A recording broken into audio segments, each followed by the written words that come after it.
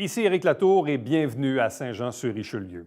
On revient sur la dernière séance régulière du Conseil qui remonte au mardi 26 février. On vous présente cette fois-ci de nouveaux extraits et qui sont davantage axés sur les fameux comités. Il y a une résolution qui a été présentée par les élus de la majorité qui vise à revoir un peu la régie interne de certains comités, la nomination des comités, la nomination des présidents de comités. Ceci n'a pas fait l'unanimité et ça a fait bien sûr l'objet d'un vote sur lequel le maire Laplante s'est objecté.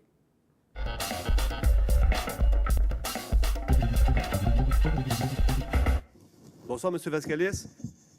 Bonsoir, Monsieur le maire et chers élus. Je demeure dans le secteur Chemin des Patriotes Nord, entre l'autoroute 35 et le rang 54. Au début de votre mandat, Monsieur le maire, je suis allé à votre bureau vous rencontrer pour expliquer que beaucoup d'entre nous avons des problèmes d'approvisionnement d'eau, problèmes de senteur, insuffisance d'eau, puits de surface ou eau carrément pas buvable, sans compter que d'autres ont des problèmes avec leur champ d'épuration. Ils devront investir entre 15 et 25 000 $. Ils n'ont tout simplement pas les moyens. Aucun développement depuis.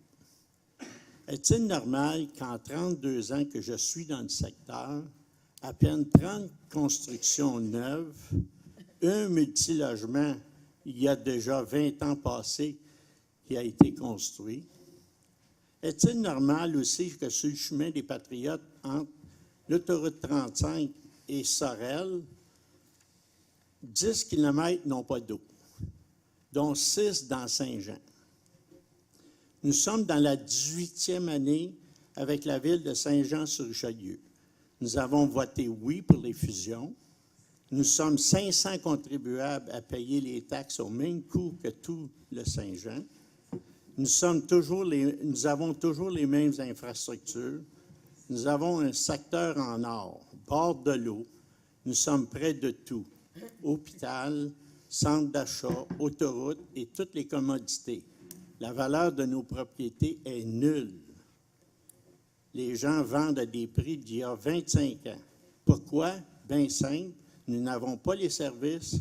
Ceci est inacceptable. Absolument pas dans une société moderne. On demande le prolongement de la ligne. Nous voulons des égouts et aqueducs afin de favoriser le développement de notre secteur et de rapprocher les services qui seraient un peu plus accessibles à tous, sans compter la protection des citoyens en cas d'incendie et la protection de l'environnement.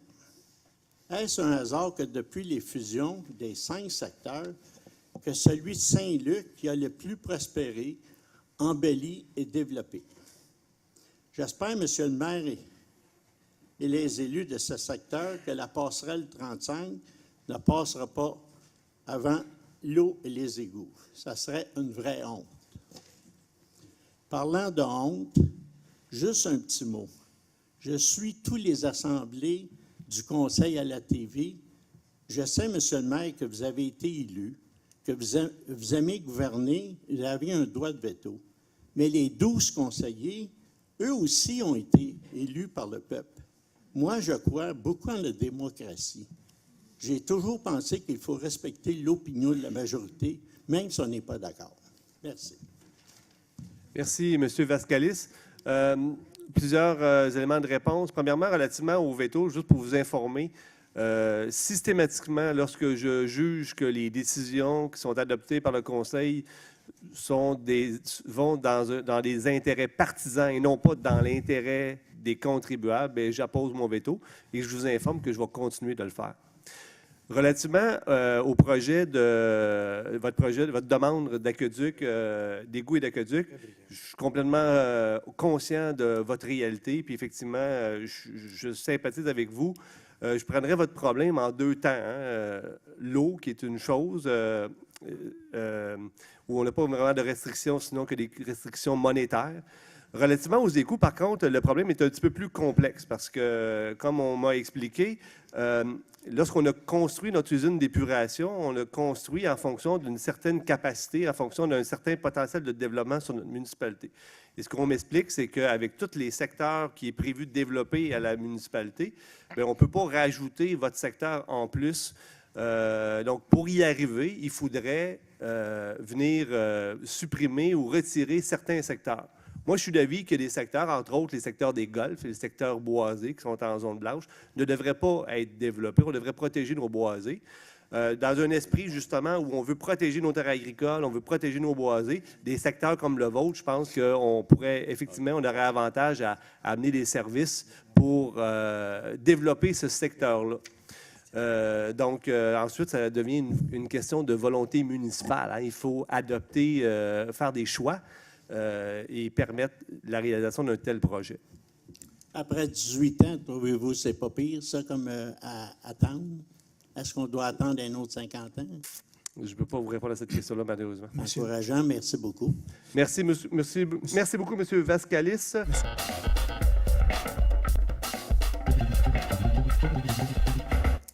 Bonsoir, M. Pétrin. Bonsoir, M. le maire. J'avais une petite question pour Mme Claire Charbonneau.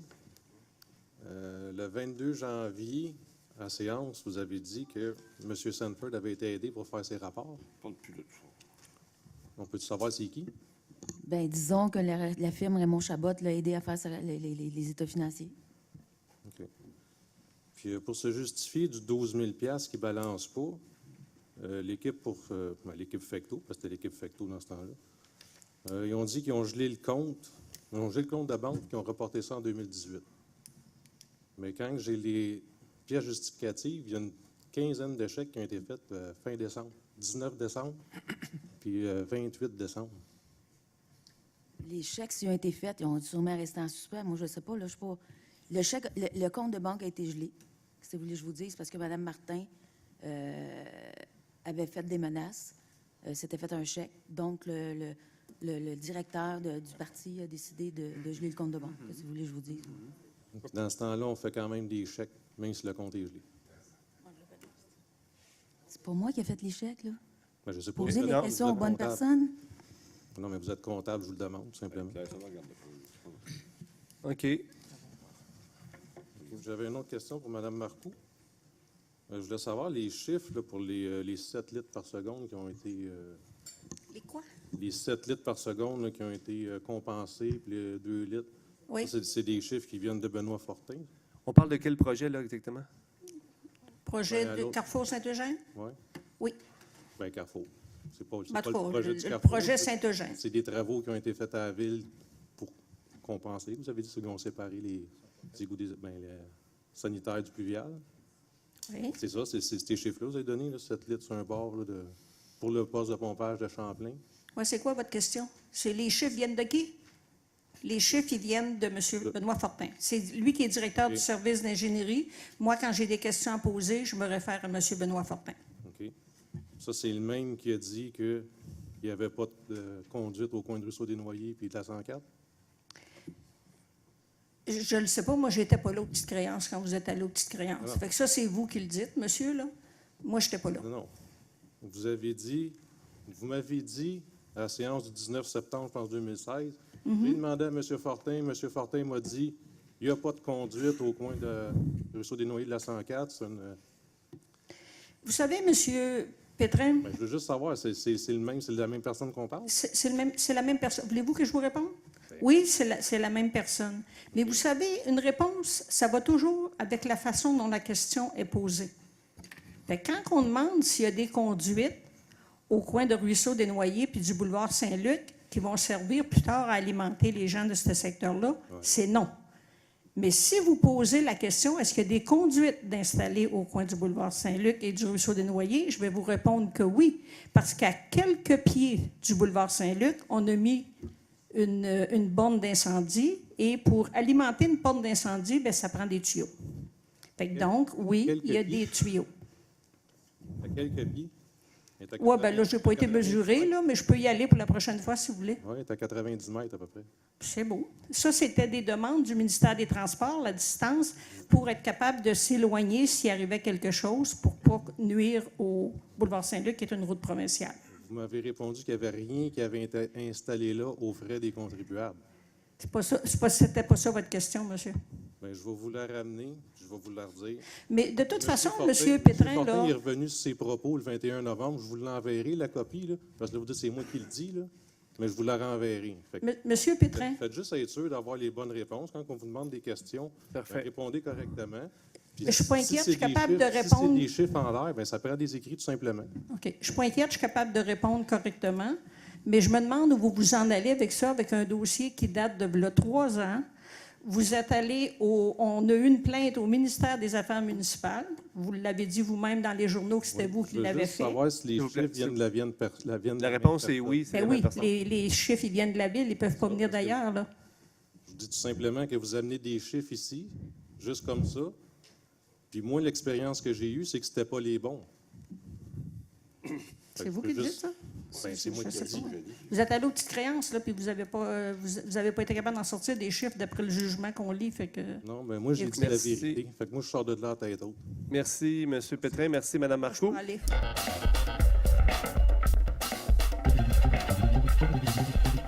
Bonsoir, Mme Letourneau. Bon, merci pour avoir permis la possibilité de consulter les règlements sur votre site, les règlements numérisés ainsi que les avis de motion. Compte tenu des ajouts de ce soir, le 16.13.14 et 15, est-ce que ceux-ci vont être également numérisés pour qu'on puisse les garder sur le site des séances Oui. du Conseil? Tout à fait. Là, évidemment, le Conseil a décidé d'ajouter ces points à la dernière minute, donc c'était impossible pour le greffier là, de les ajouter. Ça, j'ai compris, mais mais, c'était pour m'assurer que ça serait... En tout cas, je trouve ça très intéressant de pouvoir les consulter de manière numérique. Parfait. Bien, la suggestion venait de vous, puis je veux vous en remercier. Je l'ai tout de suite, aussitôt reçu votre demande. Je trouvais que c'était intéressant. Je l'ai envoyé à la direction générale, au greffier, puis rapidement, ils ont fait ni une ni deux, puis ils ont rendu ça possible. C'était simple, donc ça faisait... Votre suggestion faisait du sens, puis on a réussi à la mettre en application rapidement. OK. En tout cas, c'est intéressant pour l'ensemble des citoyens qui Tout à fait. suivent via Internet les séances et qui ne peuvent pas toujours se présenter ici, peuvent quand même consulter ça via le site. Et peut-être qu'on aura besoin éventuellement d'en imprimer moins de copies pour la table, si les gens l'ont pu... Ça, par exemple, je trouve ça bien que ça reste là. Pour certaines personnes. Oui, tout à fait. Parce que, écoutez, c'est un service public quand même, à mon avis. Tout à fait. Puis les arbres ne s'en plaindront pas tant que ça. J'ai consulté le rapport financier consolidé de 2017 et j'ai remarqué à la page 8... De la ville? Là, je ne pourrais pas. C'est marqué « Rapport financier consolidé ». C'est fait par une firme de comptables, j'imagine. OK. J'ai le document en main. J'ai une partie du document. Malheureusement, il y avait 90 pages. Là. C'est-tu Stéphane de quoi on parle? Oui, c'est le rapport Il y avait consolidé. 90 pages, puis moi, j'ai relevé quelques-unes là, pour... Malheureusement, on n'est pas certain du document auquel vous faites référence, mais... En tout cas, c'est intitulé. J'ai tout simplement écrit ça sur Google, rapport financier consolidé de 2017 pour Saint-Jean-sur-Richelieu. OK. Et puis, le document m'est apparu et j'ai remarqué à la page 8, dans l'état de la variation des actifs financiers nets, de la dette nette, exercice terminé le 31 décembre 2017, que la dette en 2016, qui était de 139 543 894 $ est passée à 156 65 469 ce qui veut dire un écart, une augmentation de la dette nette de 1 652 157 $.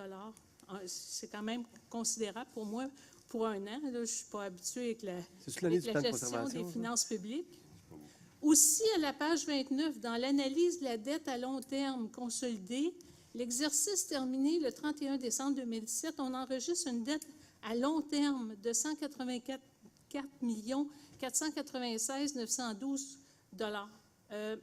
Là, ma question, est-ce possible de demander au service des finances si on peut calculer ou trouver un algorithme pour que la dette qu'il soit possible de donner la dette par contribuable de notre ville? OK. J'aime ça, moi, avoir ça. C'est parce que ça donne une idée vis-à-vis, comme contribuable, quelle dette que j'ai comme On va, contribuable à la ville. Suite à la réunion, je ne pourrais pas vous répondre sur le champ, évidemment, mais on va prendre en note vos les gens de votre service des finances sont sûrement capables de trouver un algorithme. C'est sûr qu'il y a des pondérants. Mais premièrement, il y a des données qui sont disponibles lorsqu'on adopte notre budget. On présente des données relativement à la dette par capita. Donc, on pourra. J'aimerais ça avoir le montant. Mais on va tenter de répondre le si mieux c'était possible à parce vos qu'on peut questions. l'avoir pour le Canada puis le Québec. Fait que je trouvais ça. Puis si la c'était dette, possible. la dette est composée, on peut la décortiquer là aussi. Il y a une dette qui est pour certains secteurs, des dettes pour l'ensemble des contribuables. Il y a une dette aussi qui c'est une subvention. On finance finalement des subventions à recevoir du gouvernement. Donc il y a Au fond, différents. c'est sûr qu'avec les entrées, les subventions et tout, mais moi, j'aimerais ça avoir une dette Oui. considérant tous Tout ces ça. paramètres-là OK. pour que ça nous donne un ordre de grandeur plus à notre niveau que des gros montants comme ceux-là. Comme je vous disais, il y a déjà des documents de présentation qui existent. On va essayer de les ressortir pour pouvoir vous les retransmettre. Et s'il y a des questions supplémentaires, on pourrait y répondre. Je les ai consultés, mais Oui, bien, c'est ça. On va tenter de satisfaire à vos questions. Le montant est intéressant, en tout cas, en sachant. Moi, je sais que j'ai une dette là, chez moi, personnelle, puis je l'ai. Mais là, je n'ai pas celle. Quand je regarde ceux du Canada, les dettes du Canada et du Québec, ça m'affole, là, mais je veux dire, ça va peut-être en mettre un peu plus sur le paquet, mais en tout cas, peu importe. Et là, vous êtes chanceuse. Notre directrice des finances vient tout juste de revenir de vacances, donc elle revient en pleine forme. Donc, elle pourra. En tout cas, qu'elle prenne son temps, mais si c'était possible, je pense que ce serait intéressant pour l'information des contributeurs. Je vous remercie. Je viens de me rendre compte qu'on a dépassé un petit peu le 5 minutes. Merci beaucoup, Mme Letourneau.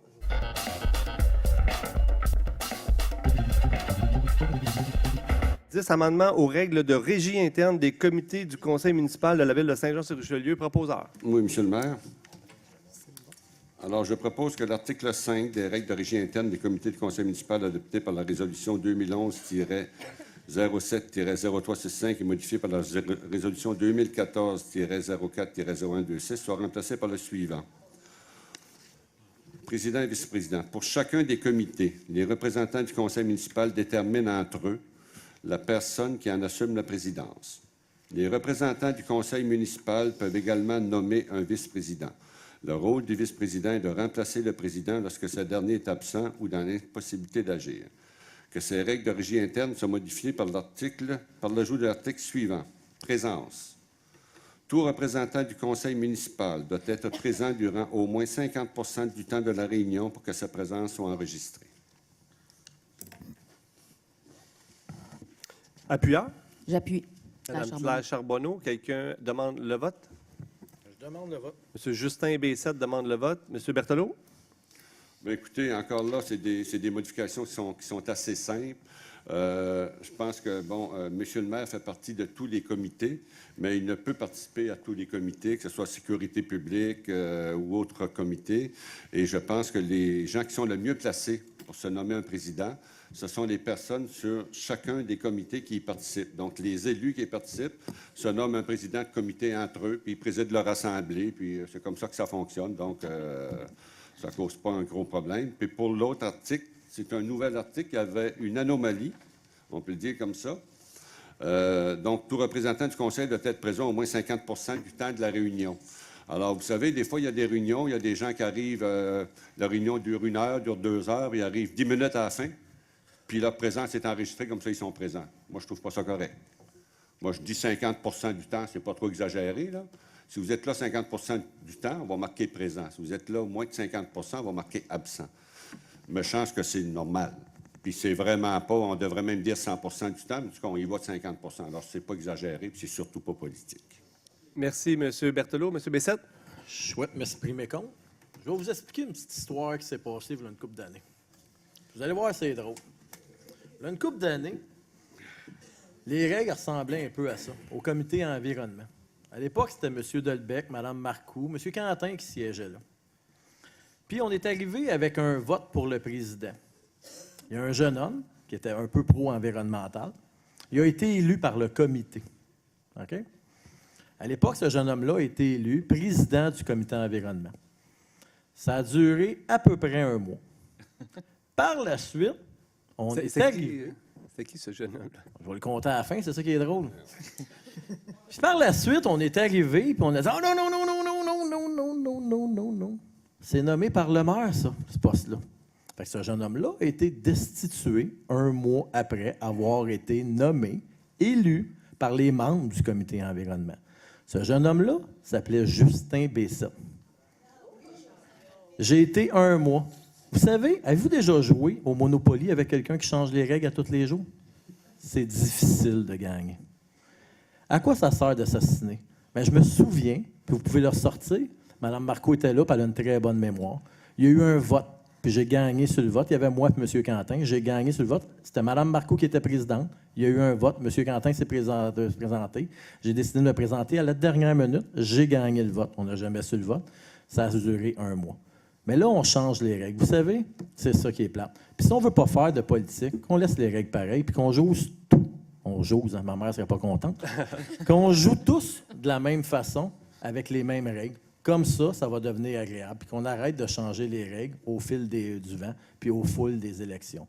Si ce n'était pas le but, c'est ça que ça a causé. Puis il y en a déjà eu des règles, puis on a déjà joué comme ça. Fait que vous pouvez le retenir. Allez voir, j'ai été élu au comité environnement, fait que je m'en souviens très bien.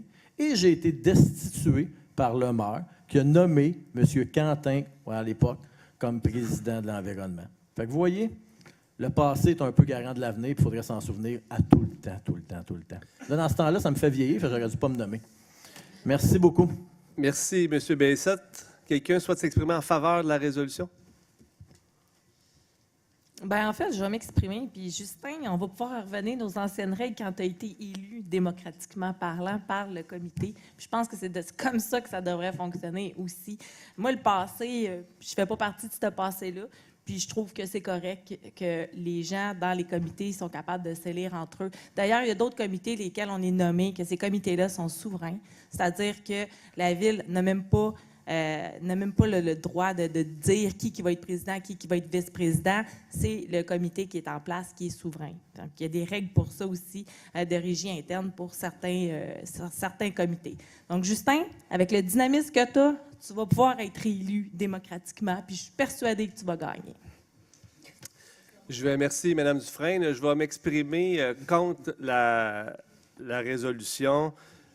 Justin, il l'a bien expliqué, là. On vient, encore une fois, venir changer les règles du jeu en fonction des intérêts partisans. C'est pas compliqué, c'est toujours la même chose. Puis je suis pas complètement en désaccord avec ce que vient de dire Mélanie, là. Effectivement, c'est la démocratie du comité. Mais à l'époque, quand on nomme Justin Bessette, ça faisait pas l'affaire du conseil municipal, ils ont changé les règles du jeu. Et là, on vient rechanger encore les règles du jeu. Puis essentiellement, il n'y aura pas beaucoup de changements aux présidences des comités, je ne le pense pas, là. Mais la principale, je vous le dis, là, je suis comme un visionnaire, là, comme Nostradamus, je vous le dis, l'intention derrière ces deux résolutions-là, c'est pas compliqué, c'est qu'on veut me retirer la présidence du comité des finances. J'aimerais d'abord remercier Justin Bessette là, qui me cède sa place, ou plutôt qu'il cède sa place à Mme Charbonneau, qui fait en sorte que je suis resté là, président du comité, pas président, mais membre du comité des finances. Et je le mentionne ce soir à tous les membres du comité, là, je souhaite conserver le poste de président du comité des finances. Donc, à suivre prochainement, savoir si je serai toujours président. Donc, je vais voter contre cette décision-là qui, encore une fois, met de l'avant des intérêts partisans en avant des intérêts de la Ville. Quelqu'un souhaite s'exprimer en faveur de la résolution? Quelqu'un souhaite s'exprimer contre? Je vais m'exprimer contre. C'est le fun de dire qu'avant, c'était démocratique, il faut revenir à ça, mais il ne faut pas banaliser non plus ce qui se passe, ce qui s'est fait, puis qu'est-ce qui se fait aujourd'hui. C'est pas anodin, puis il ne faut pas prendre les gens comme des bidons à remplir. Là, je veux dire, à un moment donné, les règles ont été changées pour des intérêts partisans. Là, aujourd'hui, voilà, on a fait des comités, on a des positions, puis là, pour des intérêts partisans, ça rechange.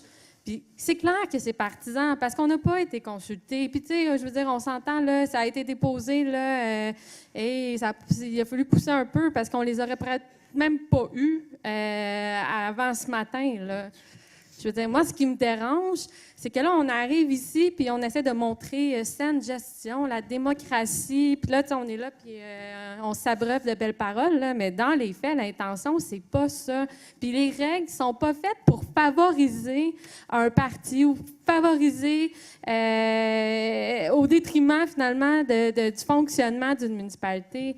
Je trouve qu'on fait des erreurs, c'est des faux pas qu'on fait. Je trouve que ça enlève de la stabilité. Je pense que ça fait perdre la confiance même des citoyens en la possibilité d'amener du changement. Fait que là, on agit contre le changement encore et encore. Puis ça, je trouve ça dommage. Puis c'est la même chose pour la résolution d'avant. Puis j'ai pas pris la parole parce qu'à un moment donné, c'est comme... On dirait que c'est le jour de la marmotte. On répète toujours la même affaire, mais ça continue, puis il n'y a rien qui se passe. Voilà. Mot de la fin, ça? Merci, Madame. Mot de la fin? Non, on est rendu... Est-ce que quelqu'un souhaite s'exprimer en faveur de la résolution? Mot de la fin? Oui. Oui, un petit peu étonné et étonnant, M. le maire, d'entendre ce que j'entends. Quand j'entends Mme Marilyn Charbonneau dire qu'on a poussé un peu, j'aimerais savoir qui a poussé un peu Mme Charbonneau. Ma résolution était rendue au greffe vendredi, écrite, rédigée. Les enveloppes étaient scellées, n'a pas pu être mise dedans, puis a été mise sur le site plus tard. Alors, personne n'a poussé, c'est complètement faux de dire ça. Les comités, puis c'est étonnant parce que présidence des comités, là, ça ne vire pas à ville à l'envers, un président de comité, là. C'est juste, c'est normal qu'il y ait des comités dans leur...